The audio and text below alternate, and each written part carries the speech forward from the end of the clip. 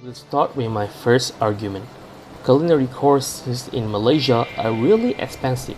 Some people might disagree, but government universities such as UITM may offer cheaper college fees, but the truth in each year the new student intake is very limited and will go into some strict selection protocol.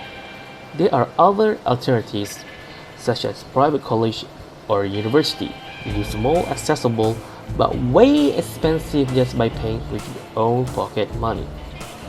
Students will tend to go for loans to help them pay their college fees. Unless you have really a lot of cash, you will graduate from the culinary course in a lot of debt. As I mentioned earlier, government-owned universities like UITM offers culinary course in three branches: UITM Shah Alam, UITM Penang, and UITM Terengganu. And now we move into the private college and university.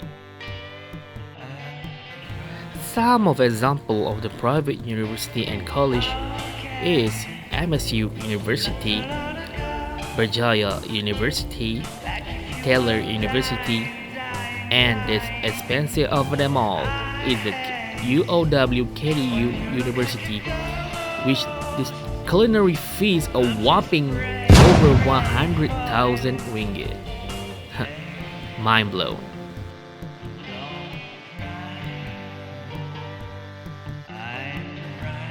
Besides that, students graduate from culinary university struggling to land their first proper job. Let's think for a moment. You pay the same amount of money for culinary education that you would pay for an engineering course, but the job you graduate with is way too low in salary. If you don't get a job at one of the better restaurant groups out there, you'll probably make a wage of between 1,200 to 1,800 ringgit, and there will be no increase in future salary or job rank. The suitable salary starts from 2,400 ringgit and above, as you can pay for your bills and the steep loans. This type of job offer increase in salary and of course in your rank job. As you know, in culinary all chefs will start from the low rank, which is commis, and then climb up their ranks throughout to sous chef, and eventually will end it as executive chef if you work hard enough. The job market is too fierce in competition. A lot of students crumble to find their seating and to compete for that chef position in a hotel or restaurant. Nowadays, seeking jobs experience is more preferable than just straight A's in your degree. And now we go more deeper into the Le Brigade de Cuisine, which is the hierarchy in the culinary world. As you can see from the bottom, we have commis. If you graduate from culinary for a degree, you will begin from commis. If you're from youngster that works for the chef, you will become an apprentice. You will work about 2 to 3 years before you up for the rank. From there, you will go to your specialized field of cooking.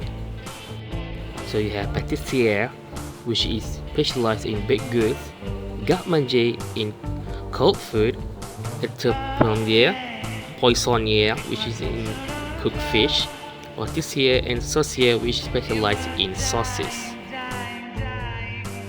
After you gain some experience, you will be given sous chef, and then we work for 2 to 3 years and gain more experience.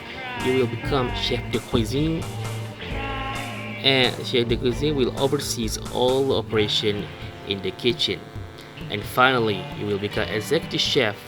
You will oversee the kitchen and also the restaurant operation. Thirdly, to be a true culinarian and chef, you must have passion for your work. Being a chef requires being driven by a deep desire and care for what are you doing. It is too tiring and challenging, and the payoff isn't great.